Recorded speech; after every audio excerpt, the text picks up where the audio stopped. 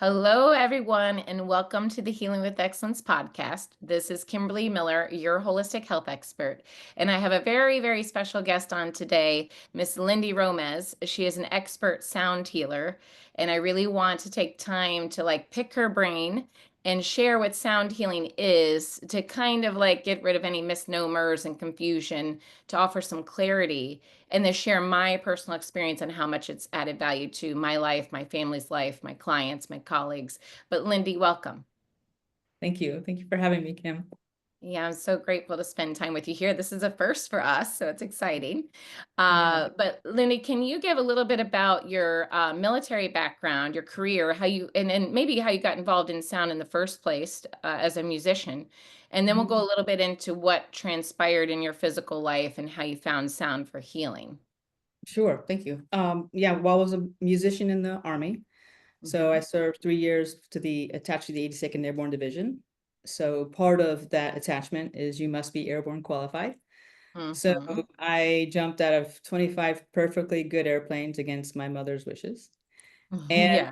along that journey, most of those landings were hyperextending of the neck and head onto the earth. Although they train you to keep your head and neck tucked in, it's physically impossible when you're coming in at a high rate of speed towards the earth. So later on, after my time in the service, I had another neck injury in a car accident, and it just compounded what was already happening with my neck. So during that time, and I'm a musician, so during that time, I wasn't able to play any instruments for probably about 4 or 5 years was my reality. So during that time, I was going, I was kind of falling deep in depression. I was in a lot of pain. Everything, it hurt to sit, it hurt to lay, it hurt to look. It was so painful. And when you're so riddled with pain, that's all you know. Then you Mhm. become angry. Yeah. So during I said my evolution, because when we are pushed to such extremes is when we begin to awaken, right? Mhm. So I had gone to, of course, modern medicine, and they had me on all kinds of muscle relaxers, painkillers.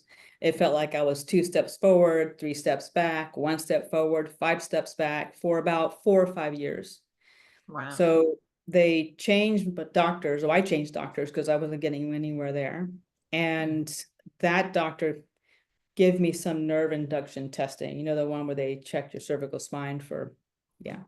So for 1 hour, that was happening in the inside of my arm. And everything in me was trying not to hit this poor man that was doing this test. And after that test was finished, I sat with the doctor. He had this nice readout, and he was explaining, well, this is the amount of damage in your cervical spine. Mhm. And I said, great, good to know that. Well, now what? And Mhm. he just repeated himself. And I said, now what?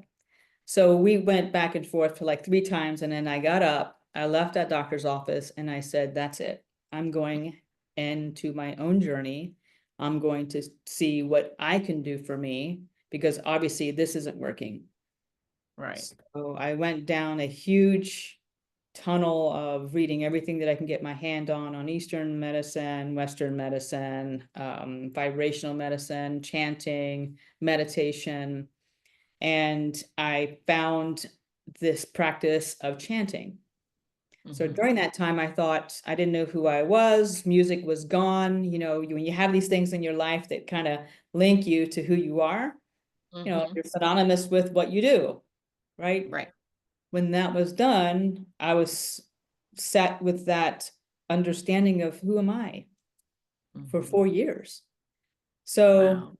when I found this one practice, I sat down with my prayer beads and my mantra that I chose, and I did this chant for 108 times. After Mhm. that, I had a huge awakening. And I really couldn't sit anywhere. It hurt to lay anywhere. But those old school papasan chairs? Mhm.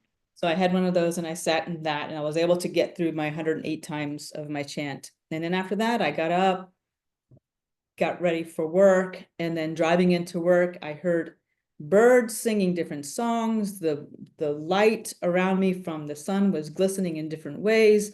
I could see the leaves, different colors of the leaves. When I got to, everything was just turned up. Mhm. So when I got to work, I wasn't as fatigued. And at the time I was working in corporate America. Mhm.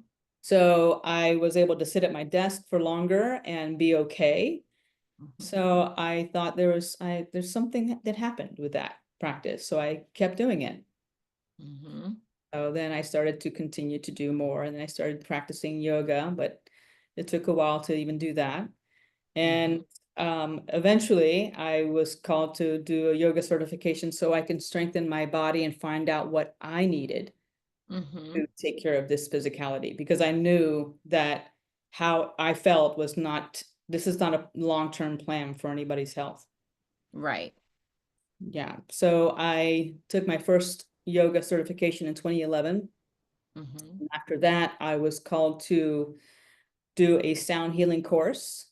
Mhm. I wanted to dive deeper into sound healing because I knew there's more to it than what meets the eye, I guess. So I went to India and I was certified with Tibetan bowls, and I took another meditation course while I was there. And I really just um, sunk all the way into the understanding of what is vibrational medicine? How does these frequencies assist the body in healing? What does it do for our brain? How do we Mhm. respond to it? If we take out any thoughts of controlling a situation, how are we able to just kind of sink in and find out the truth is not here? Mhm. The truth Right. is when everything else calms down and you're left sitting with yourself, what's true to me? What feels Mhm. good to me? And then just kept on going with that. I was guided to, no, this is a true story. I was on the way home. I was in the airport in Germany, and I heard in my ears, nobody was around me. You have to offer this. And Mhm. I looked around, there's nobody. You're And then the song, the Michael Jackson song, Heal the World, was Mhm. pumping through my ears with the same volume that said that. And again, I'm looking at I'm not in a place where there's any Right. music pumping anywhere. And I was like, okay. So when I Mhm. got back, I had been introduced to this gentleman that ran a holistic healing center in St. Pete. He's since retired, but I was there for 7 years working with them, and I began volunteering because I went to his office and said, how can I serve? I just want to do sound healing. And the lady that was offering this guided meditation once a week, she had like a couple of Tibetan bowls. She was leaving on vacation for 3 months and said, hey, I'm going to be traveling for 3 months. I don't think I'm going to come back and do this course again. You want to take it over? And it was like a week later since I started working at the center.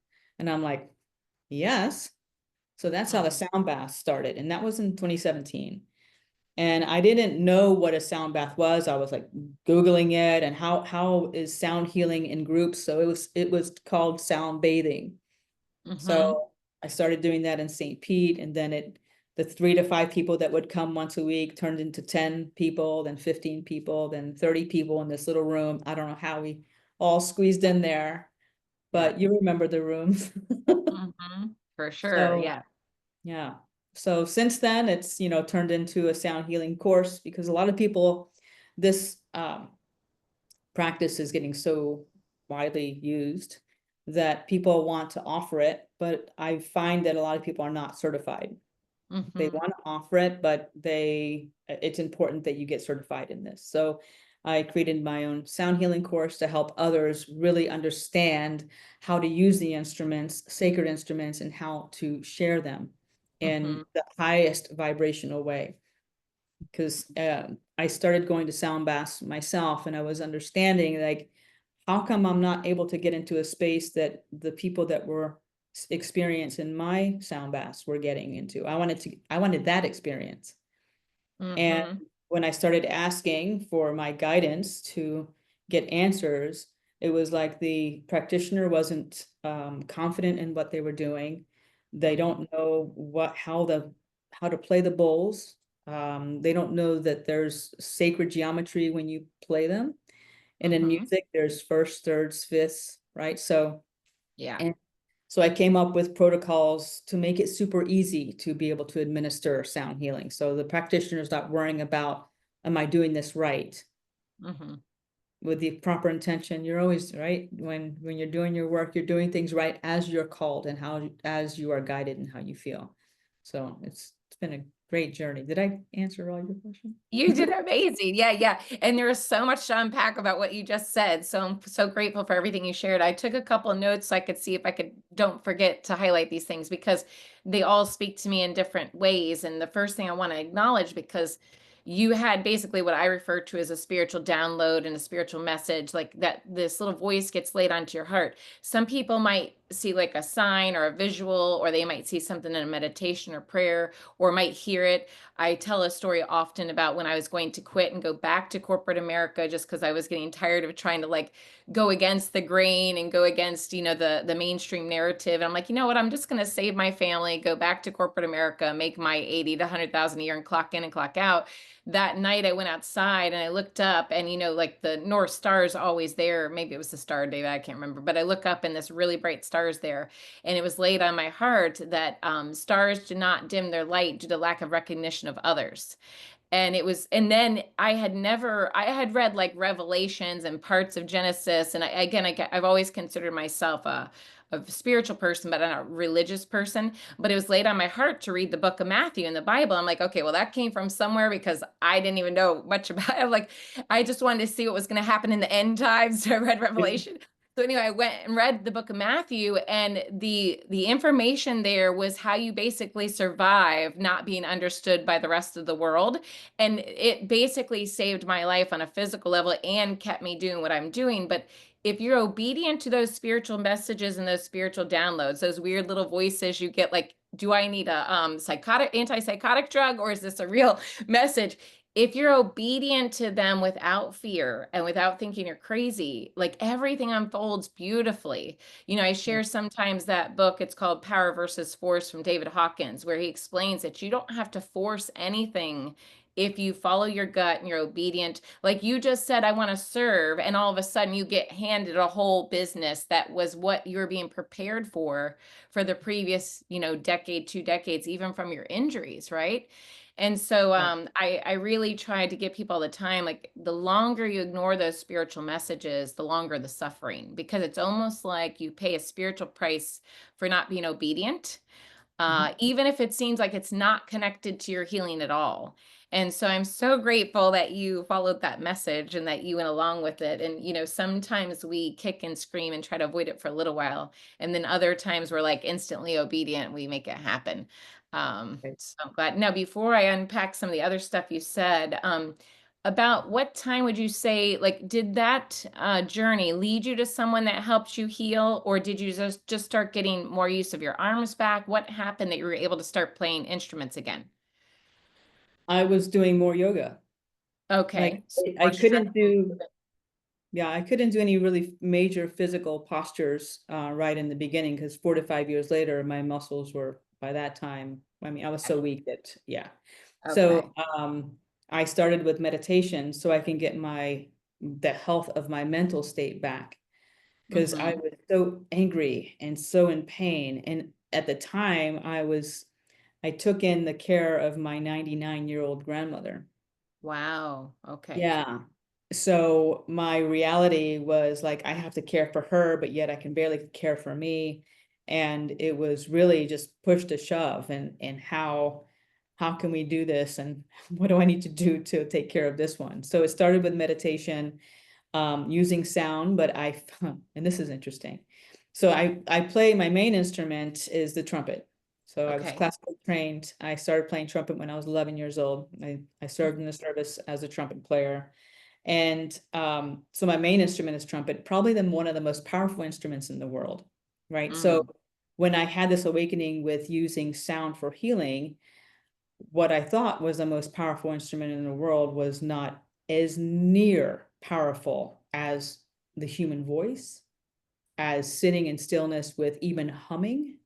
So the mm-hmm. power of sound is not how we think power to be in our mind, When we sit Mhm. in stillness with a chant, even if it's I am love, when you Mhm. sit, or I am God, or the within me is light and love, whatever Mhm. that is powerful.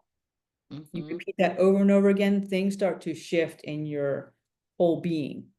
Every Mhm. cell in your body responds accordingly because you are there with that sound. You're connected to all that there is with full reverence that you want healing for yourself first and foremost, because you have others to serve as well. You're still in the world. You woke up Mhm. this morning breathing, there's something for you yet to do. So, Exactly. No, and your story is like so many that that I work with, because that's what led me down my path, was failed by modern medicine. And I just didn't believe that that was supposed to be my story, that I was going to be incurable and in chronic pain and chronic fatigue and dying early. And so I was forced, like you, to look at all different types of modalities and possibilities. And because I had various natural gifts that were sometimes ridiculed, judged, or not understood, when I started learning about sound healing or Reiki or different modalities, I kept a very open mind, because I'm like, I think, what is it? We only see like 5%. And again, this is a completely wrong quote, but something like 5% of the physical reality. There's so much that we can't even see with the naked eye. And there's so many things that you don't know till you know that you don't know. That for me, when I started learning about sound baths and different modalities, and I had clients that were going. One of my clients became actually an employee. We became super close. And she said, "Oh, Kim, I go to this sound guided meditation." And I was constantly in my logical brain, constantly working. I'd opened my facility in a down economy after the crash, like in 2006 to 2008. And so I was like, always working like 80 to 90 hours a week, and just could not shut my brain off. For 3 years straight, I never had a day off, never had a weekend, never had a trip. And then I was diagnosed with chronic Epstein-Barr virus at that time, and chronic fatigue syndrome, and my heart was failing. And one of my clients said, "Hey, I'm going to my meditation." I'm like, "Well, I don't know what this weird stuff is, but I'm going to go with her and just keep an open mind, because I need something to relax my body." So I went with her to a different healing in Newport Richey. And it started the meditation with the bowls. That was my first experience to the quartz crystal bowls. And for those of you listening, I'm going to be posting some like YouTube links for you to kind of see what this is, because I know, since we're not with all of our bowls laid out and stuff, it's not as easy to not have the visual. And some of you are only listening to the audio. So when you come back later to the show notes, you can click on these things so I can give you a visual of what we're talking about. But I went to this first meditation, and I didn't know what the bowls were. And I said, "Okay, I'm just going to go with this. If anything, it forces me to lay here for 2, 3 hours, which I've never done in my entire life unless I was physically ill," which is part of the reason we get physically ill, because we don't know how to be still. We don't know how to be human beings versus humans doing. So when she played the bowls, they were loud, but for me, they weren't uncomfortable. For some people, they're uncomfortable at first because there's some discordance or lack of coherence. But for me, they weren't uncomfortable. They were just really loud, and certain muscles in my body would twitch a little bit as if they were releasing. Because with me being a specialist in posture therapy and fitness training, when I've done posture therapy, and I'm just being still, sometimes like my shoulder would twitch because the pec minor was trying to release, but it wasn't fully released yet. Well, the bowls actually released it. And I was laying there, and then she went into a guided meditation after the bowls. And I just laid there and visualized what she was saying. And I had a few unique things happen during the meditation that I didn't fully understand. And we went around the room and we shared stuff, and some profound things happened. But was so good for me for the sound. It was the first time in my entire life, and I was already like in my 30s, that I could quiet my mind. Wow. It's kind of like amazing bass in a car. It vibrates your whole body, and you almost can't overthink other things because the music's all in you. Well, the vibration was so much in my head that there was no way I could have a busy mind. If I had just went into guided meditation, I would have been thinking about my kids, the laundry, why am I laying here? So the sound got me in the right space. And as what you and I briefly talked about earlier in the day, we talked about the different brain waves, and I was always stuck in beta. And I'll let you describe that in just a minute. but I felt like the bowls helped me take that edge off that I didn't know how to do myself. If you've been living in fight or flight your whole life, especially as a child, or you're a top performer and you like to do and please and perform, you don't know what that other side feels like. So if you've never felt it, you felt it or experienced, you don't know how to get there. Someone might tell you to rest or calm down or calm your mind, but if you don't know what exists, you haven't been able to experience it yet. So the bowls are like, oh my gosh, there really is something else. Like other people would tell me this, but it was so normal for me to be in fourth gear and going 100 miles per hour that when someone that might be a type B or someone else that was more laid back and mastered like meditation or prayer and relaxation, I couldn't really relate with them, you know? And so that helped give me that first taste. And then later on, I had helped a client with a major healing, Stephanie, that you know that you helped through her healing process. And she told me about your session. And so then when I went to your group session down in St. Pete and then one time in Tampa and then some one-on-ones, I tell people all the time, my biggest flaw when it comes to physical health or body is getting my diaphragm locked. Because as you see, I'll say 7,000 words in a minute and a half time frame, that when you have to communicate a lot or you communicate a lot at a quick pace, you're not really taking a full breath. So your thoracic spine gets a little locked, your intercostal muscles get tight, and you may think you're breathing effectively, but you don't really realize how starved your body is of proper oxygen and CO2 exchange. And when I went to your class one night, you ended with the drum. And you know, some people might not like the drum, but it's literally the first time in my entire life that I could take the largest three-dimensional breath that I didn't even know was physically possible. Like literally, I felt like it opened up like almost in a sense like some big barrel or something. And I had been in multiple fitness classes, teaching how to release diaphragms and massage therapy and that kind of stuff. This is the only time I was able to take this huge breath. And I could remember back to a time when I was a child, when before a lot of trauma happened, and that I just laid in my bed at night peaceful. And that, you know, when you play, when you had freedom to play and you weren't worried about what's happening tomorrow and you didn't have the pressure, I'm like, oh my gosh, I've actually taken this breath before, but maybe it was like when I was 4, you know?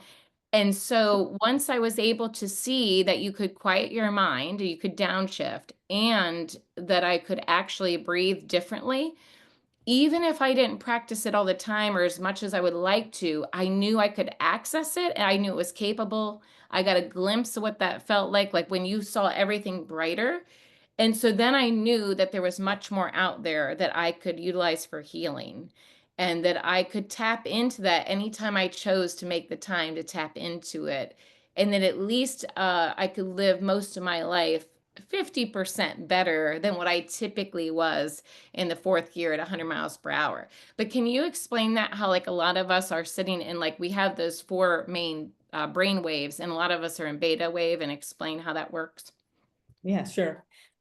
So beta brainwave is we're awake and aware, we're waiting for something to happen so we can respond to it or react to it, depending on where the nervous system is. So for many, it's really tough to get out of this locked in beta brainwave state, waiting for something to happen, because we're in that all day long. As soon Mm-hmm. as you hit your feet on the floor, your body is now breathing in the lungs. We're designed that way to respond to things.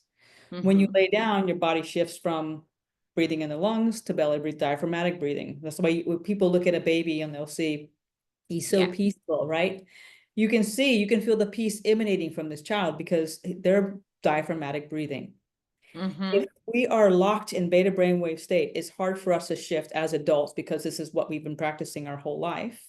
Right. The brainwave state just below that is alpha brainwave state. That's when you are in focused awareness. You're maybe at your job doing your work.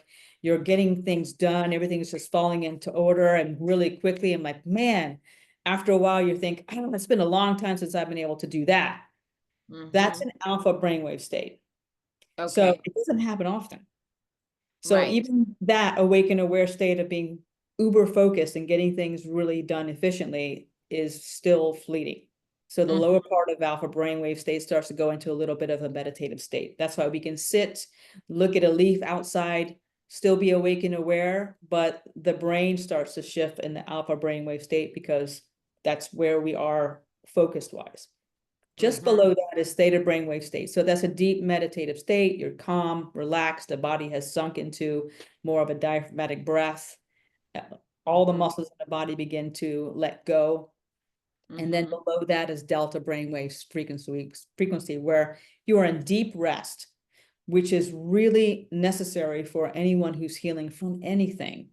But Right. what happens to the person that is trying to downshift from fifth or fourth gear to the third to the second, all the way down to first?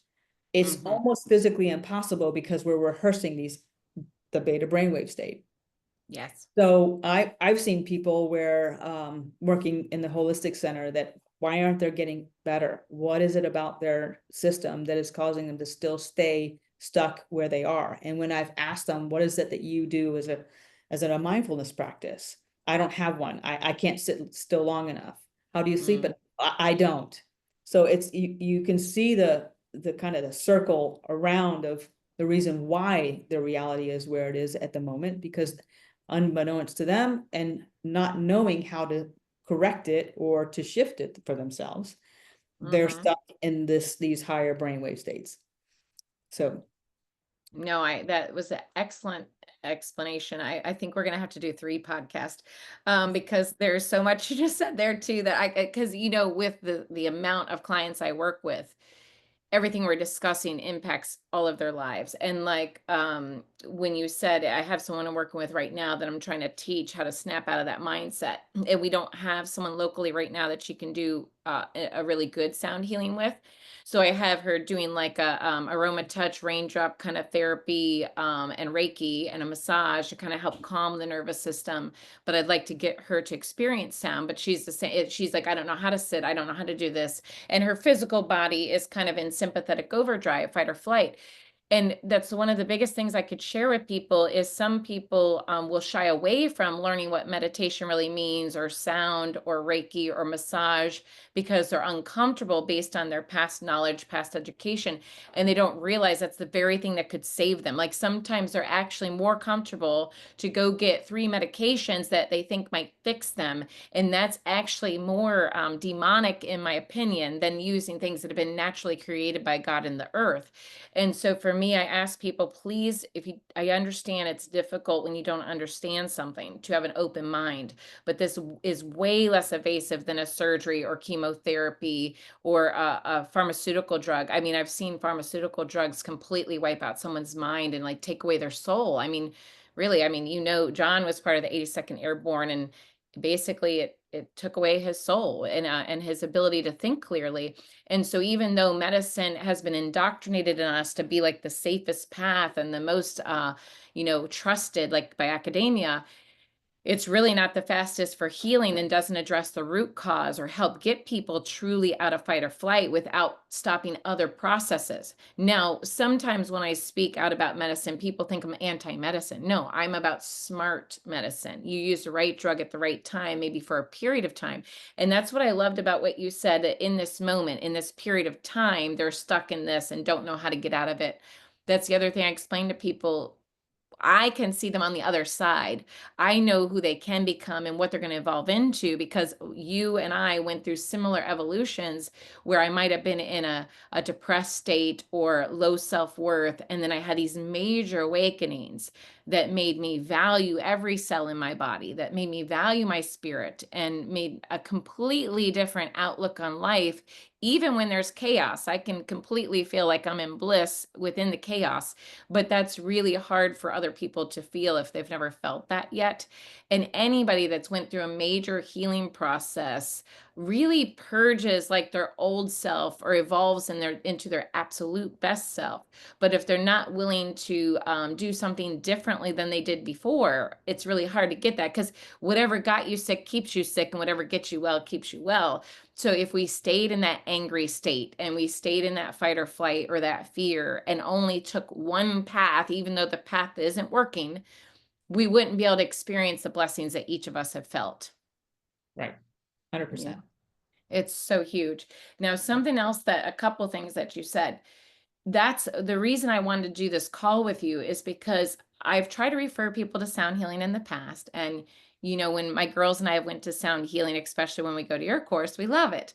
And again, this is no offense to other people. Even the first woman I went to is actually amazing. And she wasn't a musician, but she was really good. But some people that I went to for sound, oh, they heard they can charge some money for it. I'm going to play a few bowls, tell them to relax, and then they just get up and leave. They don't explain the premise. They don't explain the end. They don't maybe do a little talk at the end. They don't value sound as much. It's just like, I'm going to charge 30 bucks a head and make, 300 bucks tonight for 10 people.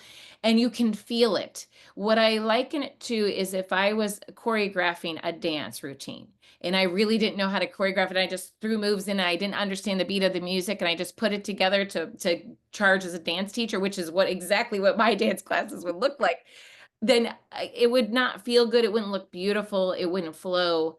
When you understand the notes and you understand the beats and you understand the healing levels of the different vibration and how it correlates to the physical body, it flows so beautifully and there's no discordance. Everything comes in at the right time. And I love how you say, quiet your mind and think of this as a fireworks show. Like, allow different sounds to come out and not think about what's coming next. Just enjoy the show, enjoy what it feels like in your body. But what do you feel like about that? When I appreciate that you said that in your course you teach about this, because you can go to a sound bath session and actually leave more irritated than when you came in because of the discordance. I will have gratitude because I'm grateful that I got to rest and that I took time for myself. But I'll also be kind of sad that the little bit of time that I actually get, that I'm not getting to get the same feeling that I feel when somebody's actually passionate and educated about what, or gifted in what they do. Yeah. Well, everything's, especially with sound, and we're all based on this. It's all about resonance. What feels good to me, 100% feels good to me. It might Mm-hmm, be different than what feels good to somebody else. So, mm-hmm, and you were saying in accordance, it's the same sort of feeling. You're in coherence with all that there is. mm-hmm, So when you go to a place, and a lot of people will first come to my sound baths that have never been, they don't know what to experience, and I make them aware that you your higher self is aware that you need this right now, but your physical self might be, oh my God, what have I gotten myself into? Because when I start talking about what they may or may not experience, using each of the instruments and how they are intended to be used for healing, mm-hmm. um, some people will find that they'll have a bit of fear come up, and I can feel it Right. from the people over the years. It's like, oh, so whenever that enters into someone's awareness, it's almost like it could be a fire that starts, because we're all part of the same collective. Mm-hmm. So you've probably been with a friend that they're afraid about something, and you were fine. Did you hear that? And you're like, Right. what? And then all of a sudden you're afraid, and you have no reason to be afraid. So Exactly. it's something like that. So when they come to these sessions, the most important thing for everyone is that the intention is pure and clear. Why Mm-hmm. are you here? And what is it that you are willing to let go to assist yourself into your continual flow of your life? Mm-hmm. So most people know, if I ask them, and we work with people privately, as we talked before, that if I ask them, what do you want? Most people don't know. One, they don't know what they want. Right. They don't know what feels good to them. They're listening to somebody else. So when we're Mm-hmm. looking for outside circumstances to make our inner world better, there's Mm-hmm. a discordance with that. Mm-hmm. So that's why you'll find out where, like you and I both have the same sort of healing journey. We are told to go to modern medicine. Modern medicine is there for a tool to get us to a certain space. And then once we're at that space, and we can say, okay, thank you for that. I don't need any more of this. How can I help myself? Like someone that has a severe diagnosis. I get Mm-hmm. excited when people have a diagnosis or something that I'm like, oh, they're getting ready to go to a whole beautiful healing journey if Yeah. they allow themselves to, Yeah. right? If they So, make a choice. and I, Yeah. I know that you share the same excitement when you say, oh, I'm so excited for you right now, because on the other side of this, is going to Mhm. be the you that you never knew that was there. Exactly. Yeah. So everything is intention. Everything is, if you can feel within yourself whether something doesn't feel 100% happy or positive, that parts of you will contract. Mhm. Maybe your heart will close off, or maybe something in your stomach will make you feel a little bit queasy. The Mhm. question there, instead of running, because that's the fight or flight nature, is to Right. ask your body, what is it that, why am I feeling this way? And when you tune into yourself, you know all the answers. Why am I Mm. feeling this? What she just said kind of made me feel a little nervous. Mhm. So you ask a question. Mhm. Okay, maybe all these people are here for a reason and they keep coming back. So maybe there's something to this. And maybe I Exactly. can just rest in trusting that my higher self knew and guided me here at this moment to experience something really amazing if I Mhm. can calm myself down, release my fear or my judgments or my religious beliefs or whatever entanglement that we have in this lifetime that has shown us what life is maybe supposed to be on Mhm. someone else's dime. So Exactly.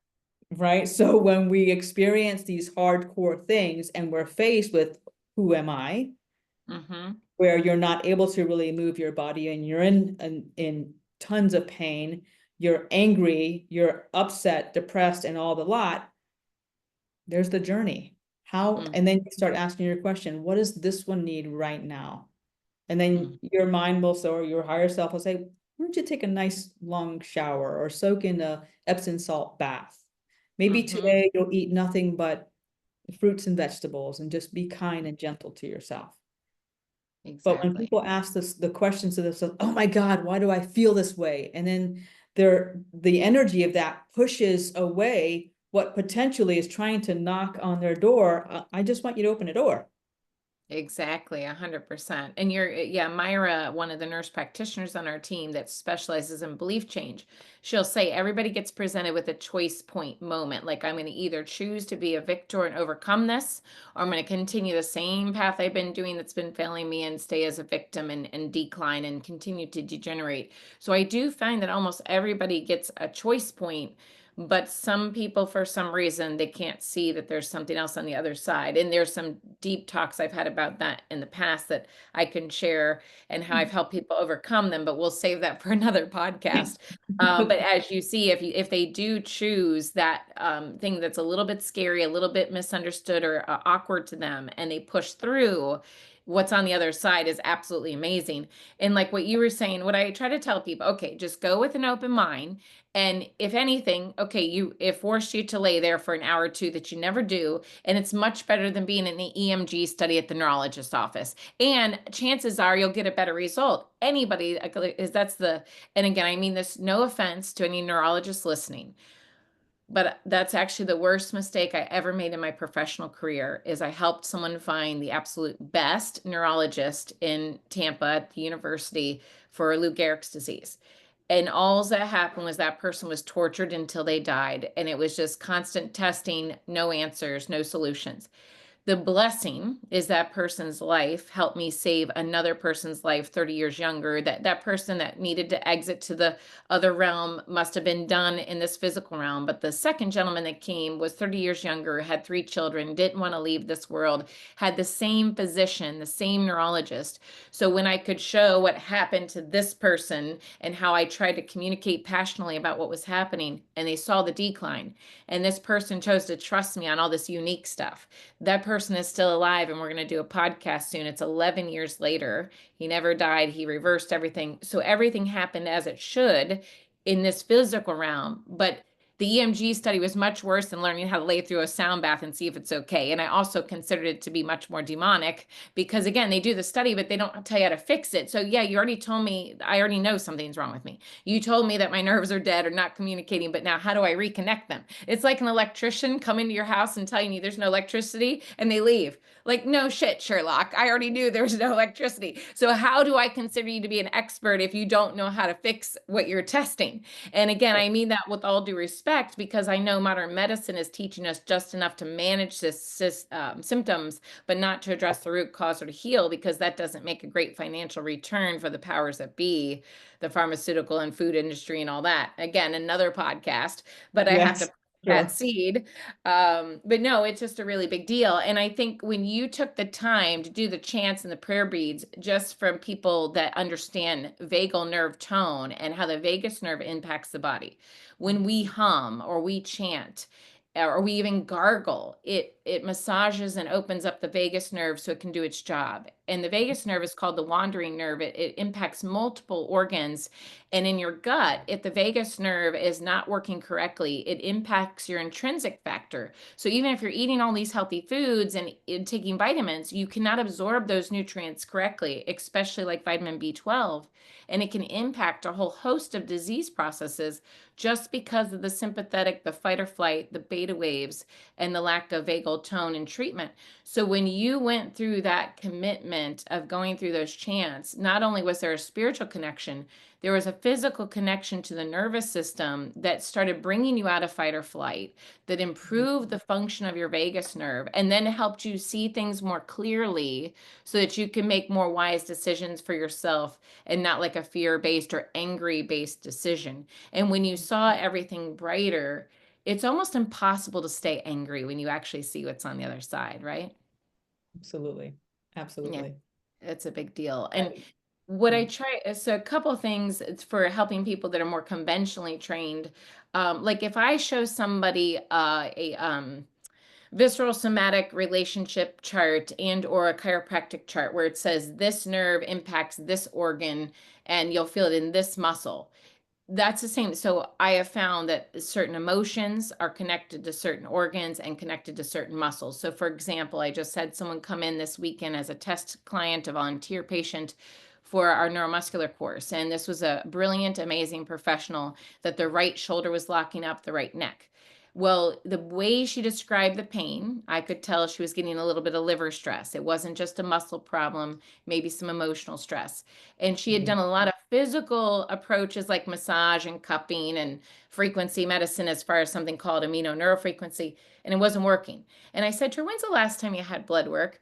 And she's like, "Oh, it's been a while." And I said, "Did you change anything about your diet in the last few months?" And she goes, "Well, I was eating super clean, healthy, and then all of a sudden I fell off, started eating a bunch of processed carbohydrates, started drinking some tequila." And then she said, and I said, I said, "Yeah, I thought so. Your liver's a little bit stressed. It's locking down your right shoulder and your neck because visceral somatic relationship through the nervous system, the liver refers to the right shoulder. But what's connected to that is also anger. So if someone's been angry or Okay, frustrated about something, it well, locks up their shoulders, which you were having problems with that. So anyway, I asked her, she was recently upset with somebody. And in Eastern medicine, they equate right side to more male and left for female. So I asked her if any men have pissed her off lately. And sure enough, she had somebody who was a little bit frustrated. So just her getting that out actually helped her start to have a release. And then we went through the process of things to do for herself. But what a lot of people don't realize that the sound, like the note A, B, C, actually correlates to different levels of the body and different organs and different functions in the nervous system. So sometimes massage doesn't work. Sometimes acupuncture doesn't work or food. When I'm trying to find like another piece of the puzzle that will help that person free up that nerve or to help that organ feel healthier, more vital, to give it energy, sound has been absolutely brilliant for that. And because they don't have to logically even understand it, they just have to receive and feel and be grateful for it. It's like Mhm. all these magical things happen without them even having to try hard. Right. Just be open to receive. Right. And with one demonstration you gave me that really clicked for me on, again, a physical level, when you put the water, so for those that haven't seen Lindy's work or been to sound bath, Lindy uses a variety of different instruments, whether it's chimes or drums or, whatever type of bowl. But the main thing is the quartz crystal bowls and then also Tibetan bowls. Well, she took a Tibetan bowl, put the water in there, and she did a vibration. And when you do that vibration around it, you see the water start to go in that motion, just like if you made waves in a pool and it started to have a trickle effect, or everybody's done like that whirlpool in their pool. Well, when she did the sound bowl, it created the water to go into rotation. Well, when that water went into rotation and was oscillating, I realized, okay, I teach this in my cell regeneration course. All of your cells are moving and they're oscillating, but certain things reduce their oscillation rate and almost suffocate your cells. Or those of you that understand the physical body, if you take a whole chicken and you peel back the thick layer of chicken, and then you see that thin, clear layer of skin that is surrounding the chicken, that's called fascia. We have that around all of our muscles and organs, and it's connected from head to toe. And sometimes it gets super tight, like saran wrap, all bunched up inside different areas of the body, that if somebody keeps trying to massage it out of you, it's going to be extremely uncomfortable. And because we have a large majority of water in and around our cells, when you play the sound and it vibrates the water and it gets the cells like moving a little bit better, I actually found, like how I said with my thoracic spine opening up, if a massage therapist that I absolutely love were to dig in my intercostals and my thoracic and to really get me that open, I would have been tensing because it would have been extremely painful. When Lindy did the sound with the drum in that case, but the bowls kind of warmed it up. Like in massage, we have something called effleurage that warms up the tissue. The bowls was like the effleurage, and the drum was like the compression, and it really helped break things up. Or like tapotement, they call it. Well, when those cells are oscillating, the water is agitated. It's like it's massaging internal parts that you can't physically get to with your hands. And wherever they're stuck in stagnation, it's opening that up without you having to. And again, I love exercise, but without exercising, without deep tissue massage, just by the vibration of the sound, matching what that tissue needs. And Right. it's really so freeing when you get to really experience that. If you breathe and you let go and your ego's not judging the moment. And again, it might take a few sessions to get there, but you definitely get there if you just keep throwing yourself into that position over and over, no matter how uncomfortable it feels to you. What do you feel about that when I share that? There's so much going on with sound healing. There's the vibratory aspect of it, which is huge because sound goes through water the quickest.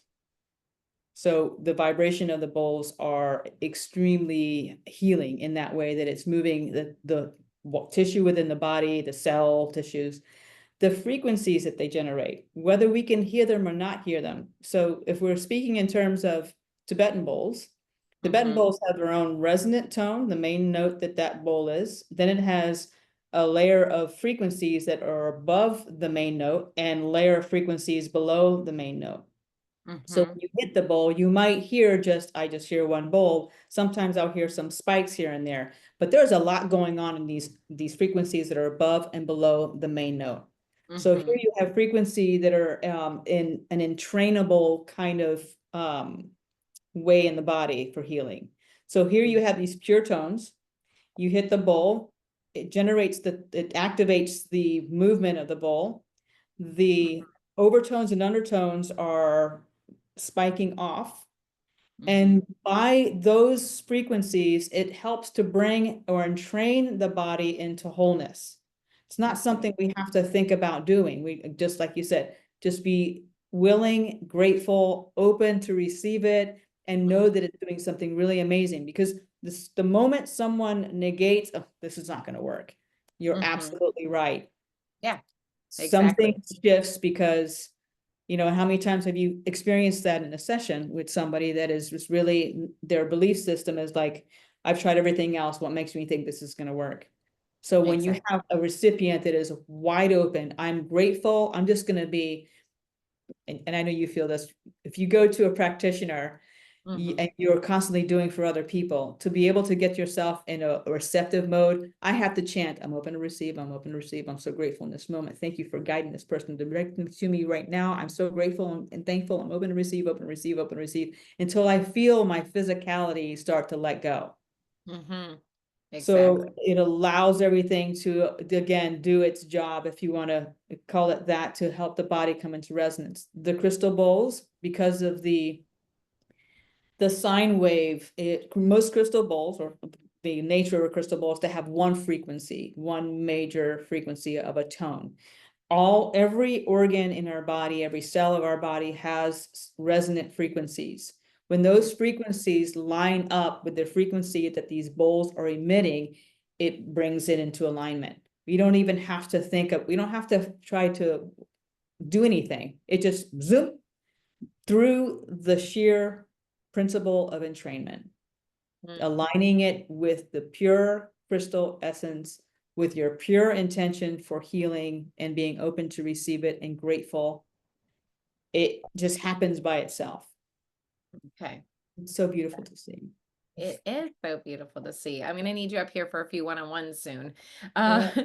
And again, I'll try my best to either vet out other people around the country and the world. I do this even in Egypt. I had to find someone that did sound healing for somebody there because again, when I get tend to, a lot of type A driven corporate people get pulled into my life because I came from that Mhm. position, and so I can easily relate with them and teach them how I pulled myself out of the deep end and keep them alive so they don't have a stroke, heart attack, or neurodegenerative breakdown. And so Yeah. if I can share these tips with them to help save their own life like I was able to, I greatly appreciate having that opportunity. But some people don't realize too, they found frequency, and you've probably seen some of the YouTube videos on this or the TED Talks where certain frequencies break up cancer cells. So I'll Yeah. share this in the show notes too. There's multiple disease processes that really, like you said, once you're in alignment, the body starts self-correcting, or you start, blasting out those things that we don't want in the body, and you can You get shift. out of the way.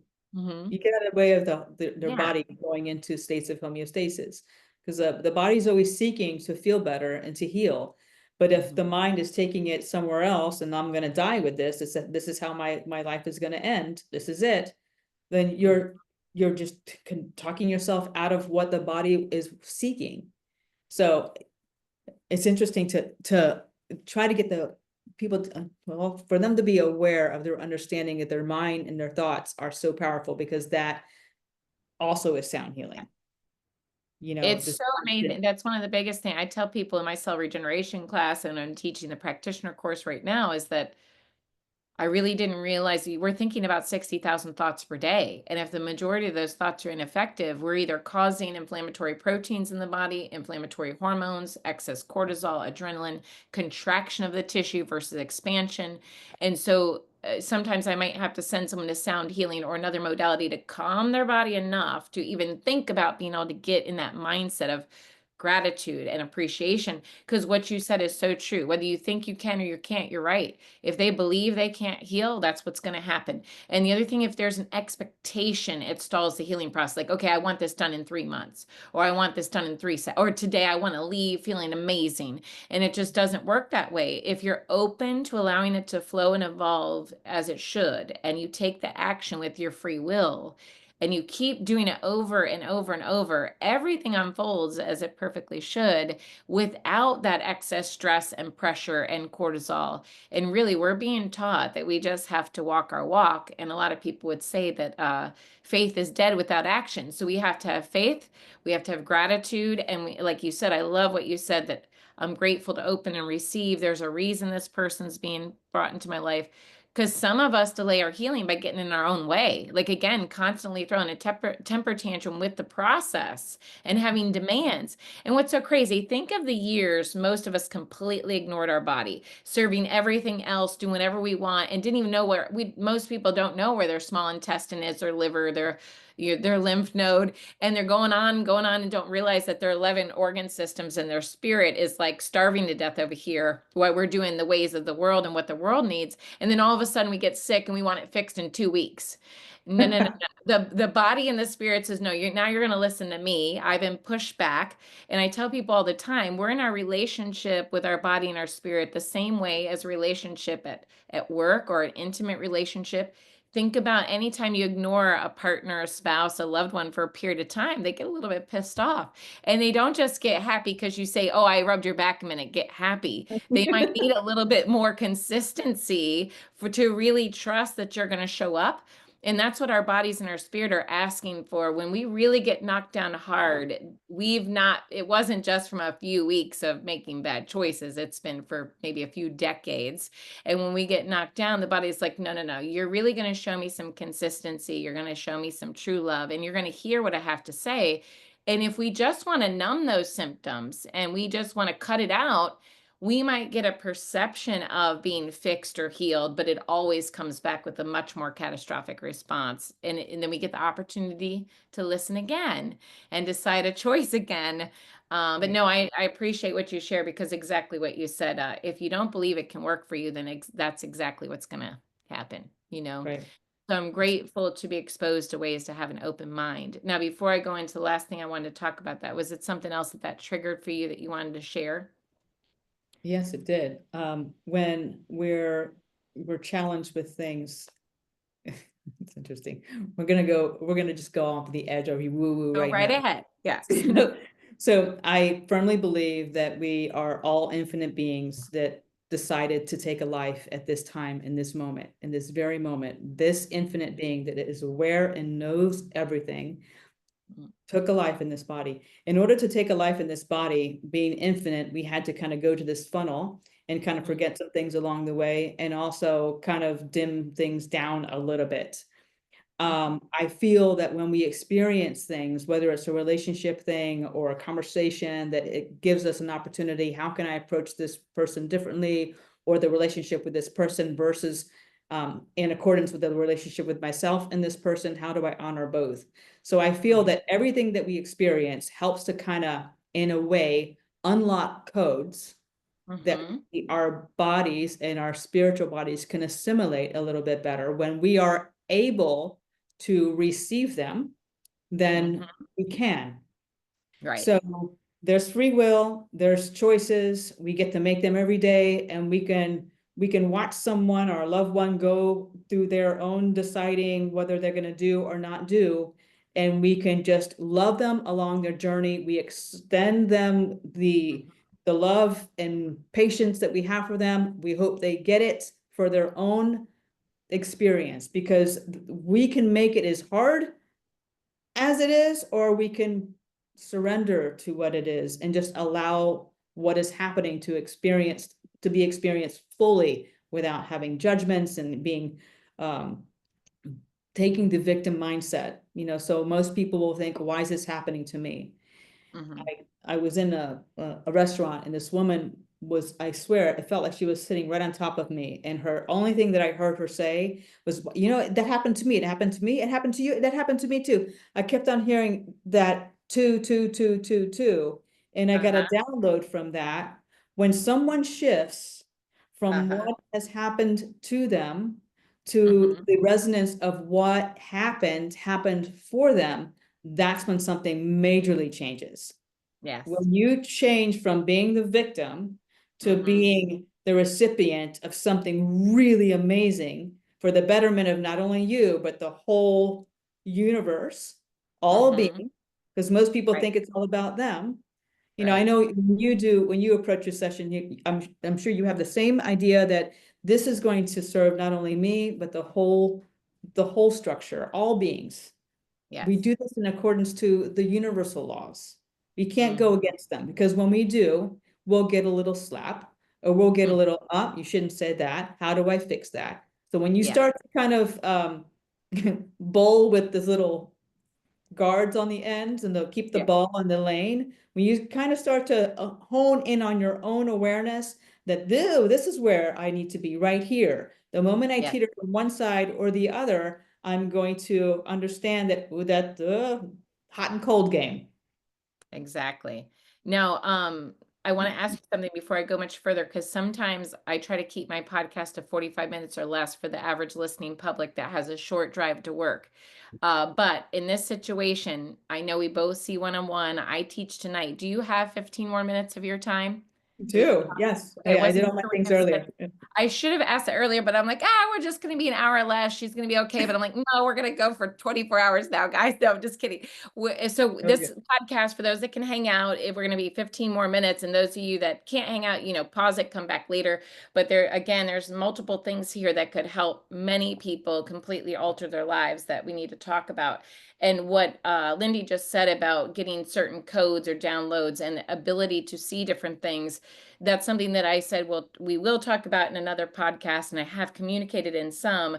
But this is something like what I did learn when I read the book of Matthew. It says some people see, but they don't see, they hear, but they don't hear. And so you could be saying one thing, but they're not even understanding your language because they haven't been opened up to that frequency yet. Or it sounds like you're speaking Greek to them and they're, and you're really speaking English and you think they're hearing English, but they're hearing some other language. Mhm. Well, for me, I have found that it's all about, are your choices in alignment with God and nature? And when you get presented with a small choice, are you choosing the fear-based choice? Are you choosing an unethical choice? Are you choosing an abusive choice that does not align with the health of the cells or the health of nature or the health of other people? If you are doing that over and over due to societal expectations or indoctrination, you don't get opened up to these new things yet until you're brave enough to go against the grain, to be obedient to what's being laid on your heart, like walking away from that toxic job or that toxic relationship, or being the more loving member in that, like leading with love versus expecting everybody else. Like I kept getting the message to be love. I've always wanted to be loved, nurtured, and protected.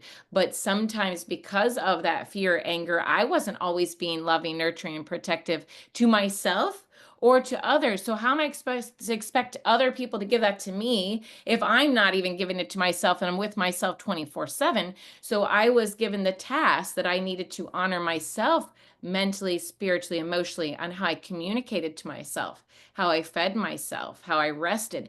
Once I was obedient, new things opened up to me and I could see differently. I could hear differently.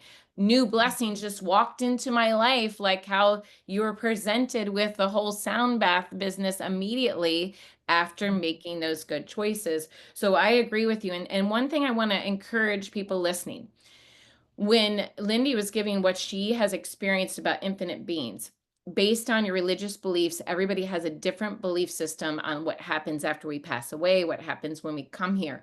What I ask you to do is, you practice your faith, but allow people that have a gift to serve you with that gift. You can go into a sound bath and not agree at all with the person's spiritual, religious beliefs, whatever that's okay. You want to receive their gift, especially if they're coming with love and good intention. Now, if you're going to any practitioner that is only there for money or just for self-service, they're not going to help you heal no matter whatever they're offering. And so I really would rather you pay attention to that person's character and their ethics. And I want you to realize, because this a client that I met, and this has only happened to me a few times in my career. Now, I'm sure it happens behind my back, people talking about it, but this was a devastating thing for me. I met with a client that had cancer, and they thought they just had a physical problem at first, like a joint problem. Then they learned that they had cancer. Well, they met with an oncologist that says, oh, well, we need to put a rod in your leg and we need to remove this tumor. And I'm like, and all these evasive things that they wanted to do. And then they met with me and I said, that's the exact opposite of what you need. I said, you need love and nurturing and good food and rest. I said, you've already been tortured. You've already been fighting your body. You don't want to fight it more. And the procedures that they were doing were really extreme, that I'm like, if you go that route, it's not going to end up well. You'll probably be dead within a year. Well, they felt, after I told them all the options, that, and I sat with the whole family, that they said they felt the most peaceful that they felt in our conversation. And it just made sense on a spiritual level, on a scientific level. Well, I had a quote on the wall by Gandhi that says, be the change you wish to see in the world. Now, to me, that's it, and I've focused on being love. And in the Bible, it says God is love and love is God. And if you don't know love, you don't know God. Well, to me, being the change I wish to see in the world is walking the walk, being love. And Gandhi was created by God. But that one quote made them felt I wasn't religious enough. I wasn't Christian enough. So they chose to go the medical route, and the physician that did the horrible treatments wasn't Christian at all. So did they talk to that doctor about the religion before they made that decision? Many people that are getting medical care, and people, if we get really deep, talk about pharmakia being witchery. They'll take a medication no matter what their religious beliefs, or do a surgery or more EMG studies, which is exactly opposite a God nature, and don't think that has any demonic attachment. But when they see something that's actually natural of God, they think that's actually like something that's not good, and they start getting uncomfortable, and they completely don't go because, oh, that person doesn't believe what I believe. Well, again, most people in the medical community and pharmaceutical techs don't believe what you believe either, but you're taking that medication from them. Or the people that in Abbott Industries that are creating the drug don't give a shit about your religion either. And so it's really important to be careful, because again, if you believe in, like, let's say God and the devil, it could be the devil that's making you distrust the very person that's there to heal you, because you don't understand their gift that God has given them, or the universe, or whatever your belief system is. So I think it's extremely important to judge how is this person operating in life? Are they doing things with love and good intention? Are they leading with light? Are they doing things that are of God, and things like, what would Jesus do? I mean, for me, for years, I could not read through the parables and understand some of the stuff in the Bible. And I came across Dr. Wayne Dyer when I was trying to save my own life. And he wrote a book about changing your thoughts to change your life. And what he did, he took the Chinese Tao, that is 81 verses of like how you should kind of live your life. And like in the Islamic culture, they have the Hadith that helps you expand upon the Quran. Well, the Tao, the 81 verses were just amazing way to live, just basically like a mindfulness practice.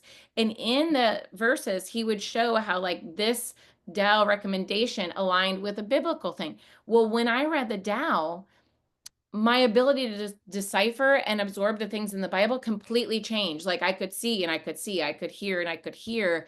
And then it was like I just kept getting all these downloads. And then I just went through this major healing. And then I was able to communicate that to other people. And so I learned that whether you're studying stuff about Hinduism or Buddhism or Taoism, whatever it is, they're all kind of saying the same thing.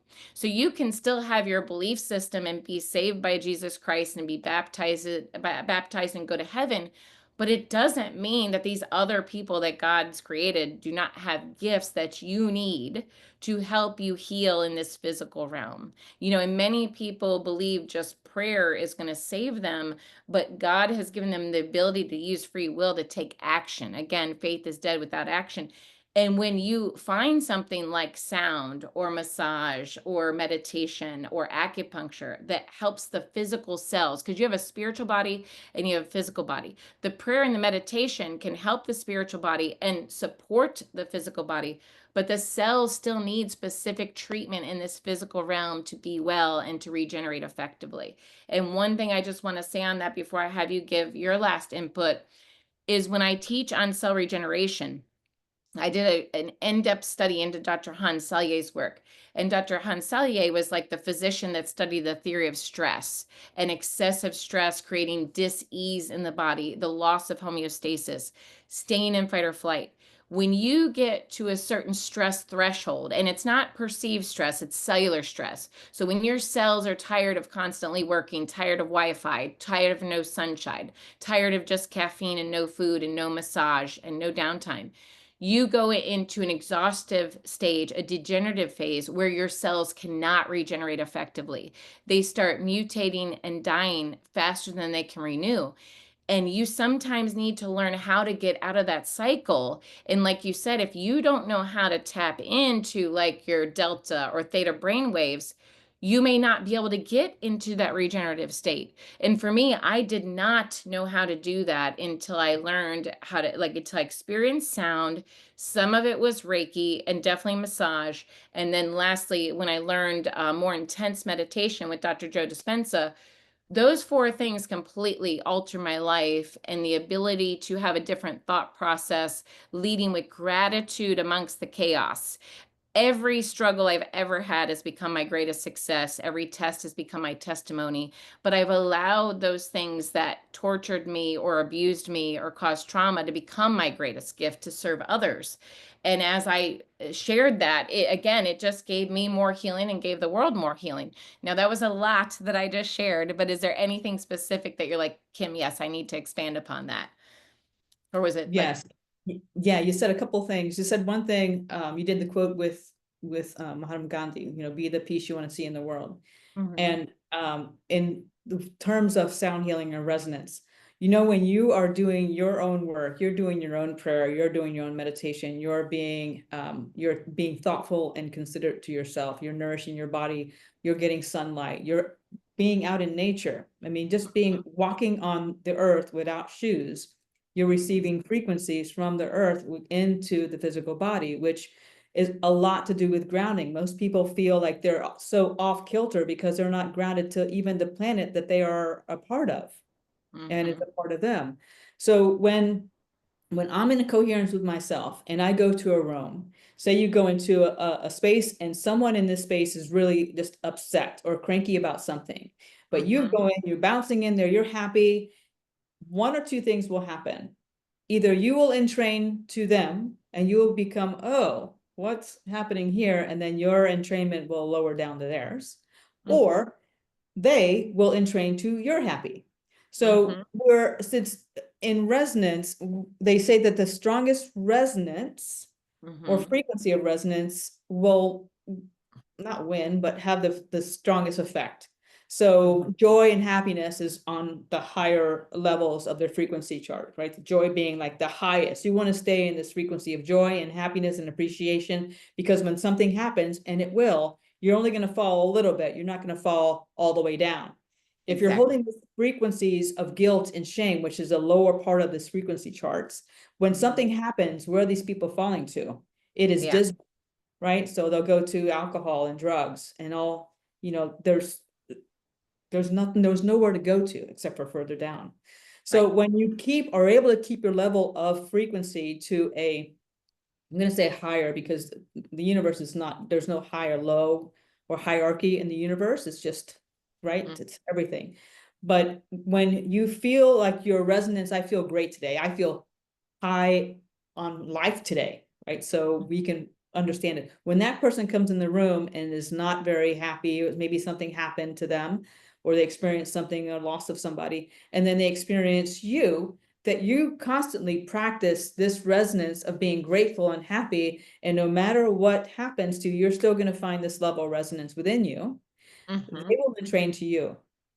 So it's mhm, not something that I need to say to that person. Just by me holding my resonance of love and peace and lightness and joy, if I see that someone's struggling, I'll even send it to them. I'm going to send this little fireball to that person yeah, so they can, you don't want anyone to struggle. We're all connected.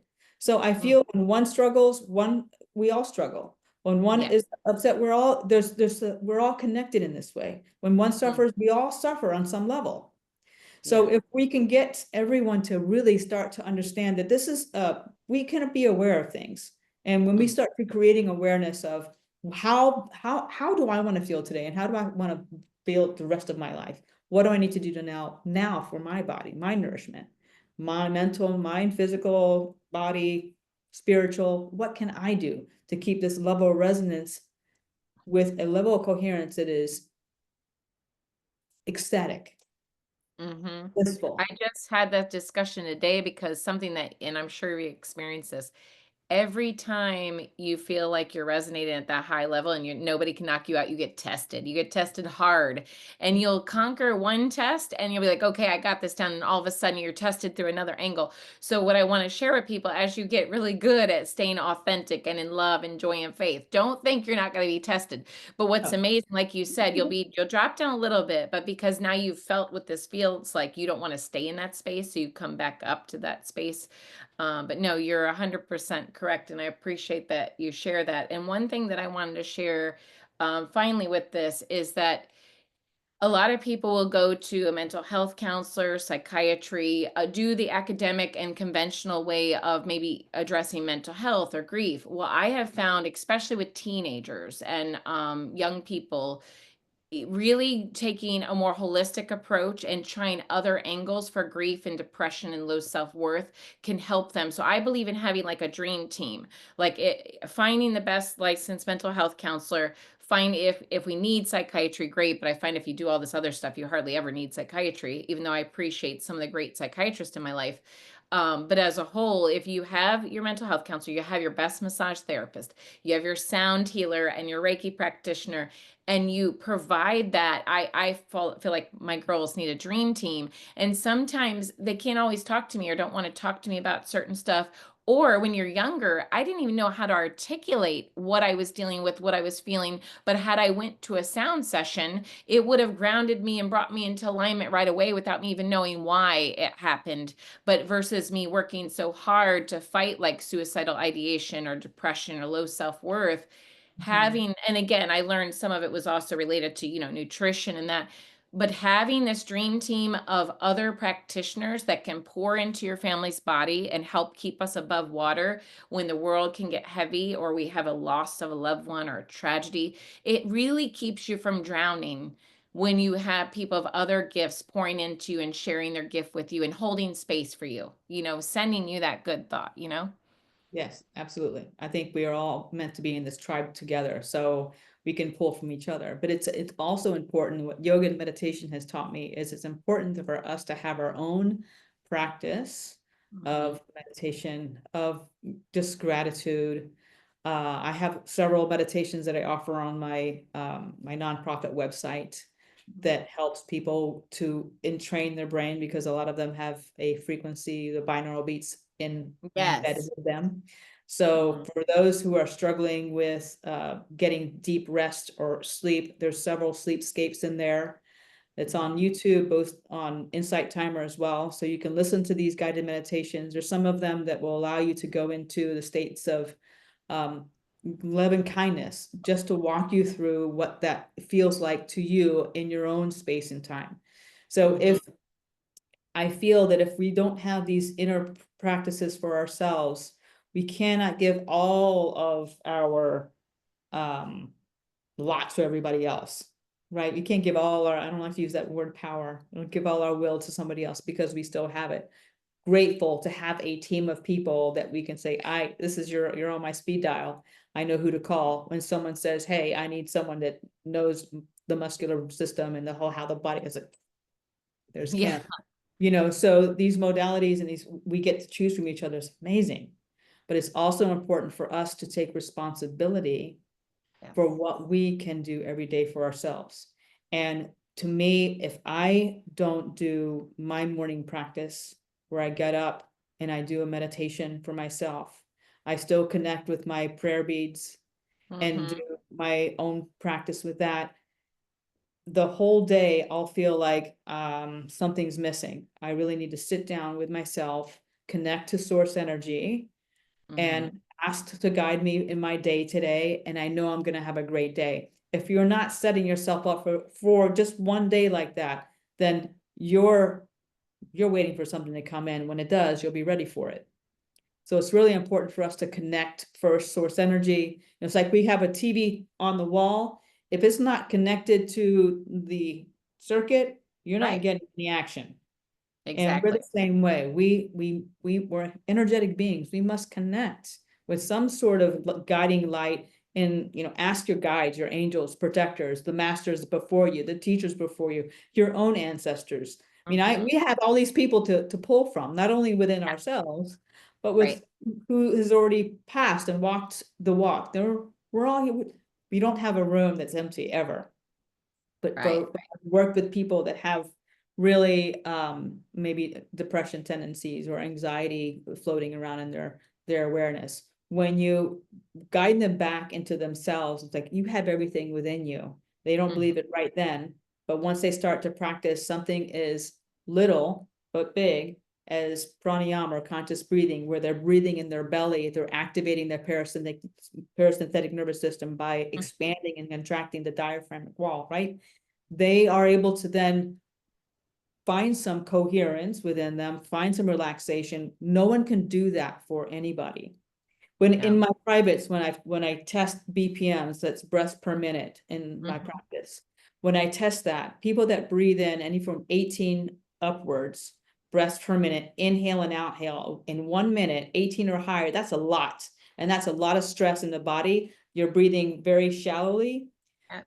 The yogic traditions want you to breathe less than 9 Mhm. inhales and exhales to have like a good benchmark of relaxation within your system. You're able to make, choices a little bit more stable and sound because you're not so agitated within the body, because that agitation of breathing so fast Yep. causes just, I'm going to make a choice, but it's going to be this fast.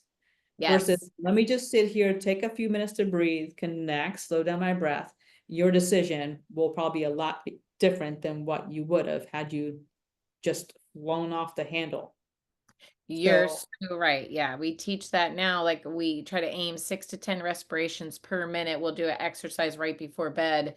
Focus on less than 10 respirations per minute, extended inhale and exhale, but relax, not like this deep hyperventilating breath, But as a whole, yes, when someone's in that fight or flight breath pattern or at rest, breathing more than 15 times a minute, their body believes they're always being chased by a tiger, and it's like in a wasting process, impacting their kidneys, their CO2 levels, all kinds of things. So no, you're 100% correct, and everything is connected, and all other species on Earth are always connected with the Earth, and they have no problem resting. They don't feel guilty. Like I think a lion only works 4 hours a day and rests 20 hours, and it's majestic and it's admired. But for us, we feel if we rest, we're being a burden or we're not going to heal. And sometimes we need rest more than we need appointments anywhere. So I really appreciate you sharing all your truth. And I do have a feeling we're going to have to do another follow-up podcast to unpack some more things. But before we sign off, can you share, is your YouTube channel also calm? What's your YouTube channel's name? my YouTube channel is Echo Sync Meditations, Okay. EKOSYNC Meditations. And And then I you can do also, have it. I'm going to share it. Okay. Echo Sync. and then I also have some on Lindy Romez Okay. So on I'm my going to YouTube. share Lindy's website in the show notes, but also like where her vibrational medicine course is. And I believe, is your app still available? No, shut that down several years ago, but I took everything that I created, which, nothing's ever a mistake. Yeah. Everything that that app created, or I was able to create for that app, I shifted everything onto Insight Timer that's already an app that's available for people to meditate and find mindfulness practices and courses and teachings. So since I'm a yogi, Yeah. yoga instructor certification, I could upload all of my meditations onto that platform. So they Okay. maintain that I can still work in the world. Yeah, trust me, I totally get you. There's all these things I could be doing, but I choose not to because I have to sustain my own health. But yeah, no, I appreciate it. And then for those of you that aren't as familiar with meditation or have never been able to do it successfully, you can reach out. We can kind of give you guidance. To me, I say that prayer is talking to God, meditation is listening to God. Because sometimes when we're constantly talking, we can't hear where we're led. So if I go into any meditation, I say, okay, show me what I need to do next. Or if I'm having a repetitive trigger that I don't want to be triggered by, I'll say, okay, why am I triggered by this? I go into meditation, and all of a sudden something that happened to me like when I was 7 is laid on my heart, and I see I'm reacting from a survival mode that was put into me from like a traumatic event several years ago, and it might have served me then, but it doesn't serve me now in my adult life. So now I learn how to heal and evolve from that. And so meditation, and now it's funny, it's so crazy we're having this conversation today because I just had this conversation with a colleague of mine this morning, and nothing is by mistake. I explained to my friend, I said, it's been laid on my heart for years that every morning I'm supposed to get up, do my meditation, and do focus on my breathing. And I've been ignoring it for years, like literally a decade now. And I do it, but I still half-ass it because I'm like, oh, I can manipulate this because I know how to heal the blah, blah, blah. But that's not good because I'm being held back from certain blessings and new information because I'm not being obedient. And I said, okay, every day at 6:30, I'm not interrupted too much at that time. I'm going to take at least 30 minutes, do my meditation.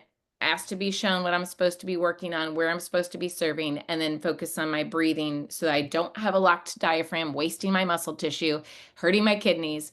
And so you just reiterated that with me today. And I Yep. always believe we can't give what we don't have. And I very believe in walking the walk. So there's certain things that I don't feel that I'm as dedicated with as I should be that will have a trickle effect to my clients, because I could ask them to do this, but if I don't know how to live it and incorporate it into my full life and make time for it, how can I truly help them do it? So Absolutely. anyway, just know that we're all on this journey together, and know how long, no matter how long you've been studying, practicing, and valuing your body, there is always more growth. There's always more refining. And the main goal is to have grace for yourself as you're in this learning process, and just think, how could I incorporate this to make it work for me in some way so that I'm being obedient to what my body and my spirit needs? Absolutely. And meditation doesn't have to be that scary. I mean, I try to Now, teach it in a way that the only thing that you're doing in meditation is you're just being aware of your breath and yeah. aware of your body and feeling those sensations. So the guided meditations, people that are new to them or new to meditation at all, the guided ones are like training wheels when you learn how to ride a bike. So use the guided meditations, be with them, get the most out of them, then maybe explore just sitting there and watching your breath and being out in nature and watching your breath there and connecting to the earth consciously, connecting down to the Gaia, the mother. So it's really Yeah. important that we're doing these And practices.